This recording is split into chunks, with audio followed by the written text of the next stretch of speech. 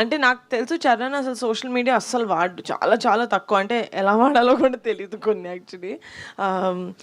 అలాంటిది చరణ్ అన్న వచ్చి యాక్చువల్లీ మేము పికిల్ బాల్ వీడియో చేసింది అది చరణ్ అన్నదే కోట్ అనమాట.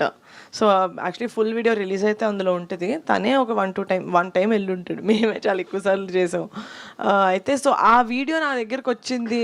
మళ్ళీ చేశారు వీడియో ప్రమోషన్స్ వేరే వేరే మేము చేసిన ప్రమోషన్స్ అన్నీ శ్రీను దగ్గరికి వెళ్ళి ఏంటి శ్రీను స్టేజ్ మీద అందరూ స్నేక్ డాన్స్ ఒకలా చేస్తుంటే నువ్వు ఒకలాగా చేసావని.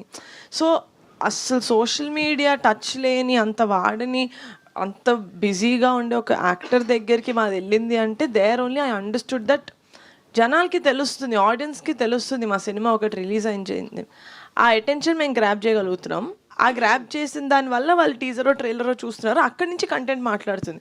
సో చరణ్ అన్న చెప్పినప్పుడు నాకు అదొక వ్యాలిడేషన్ లాగా అనిపించింది. ఓకే మనం వెళ్తుంది, మనం అనుకుంది అవుతుంది అని. So the biggest compliment that he gave was మీరు ప్రమోషన్స్ బాగా చేస్తున్నారు, మీ వీడియోలు బాగా అవుతున్నాయి కదా, మీరే చెప్పండి మరి పెద్ద డీల్ అవ్వట్లేదని అని. సో